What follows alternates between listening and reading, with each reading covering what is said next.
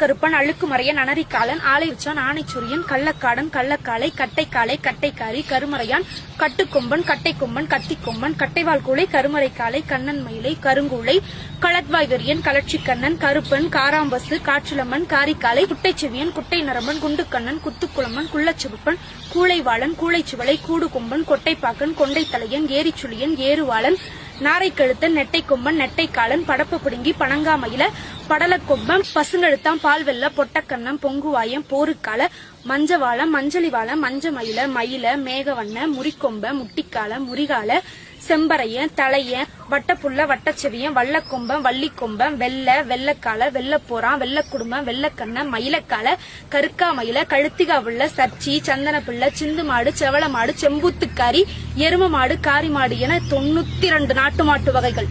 Colour பூசி விளையாடும் கணினியுக இளைஞர்களுக்கு மத்தியில் காளையோடு விளையாடும் வீரத்தில் விளைநிலத்தில் பிறந்த தமிழச்சியின் தன்மான வணக்கங்கள். காளை பிடித்து வாழும் கோழைகளுக்கு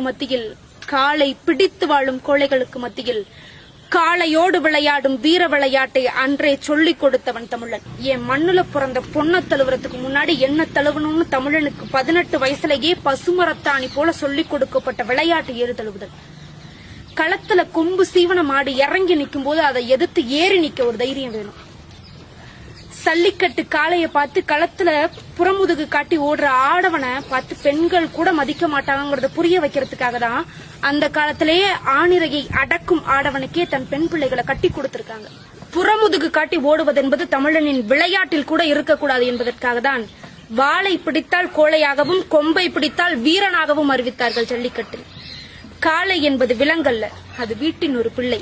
சல்லிக்கட்டு என்பது விளையாட்டல்ல, தமிழினத்தின் வீரம், என் இனத்தின் அடையாளம். நன்றி.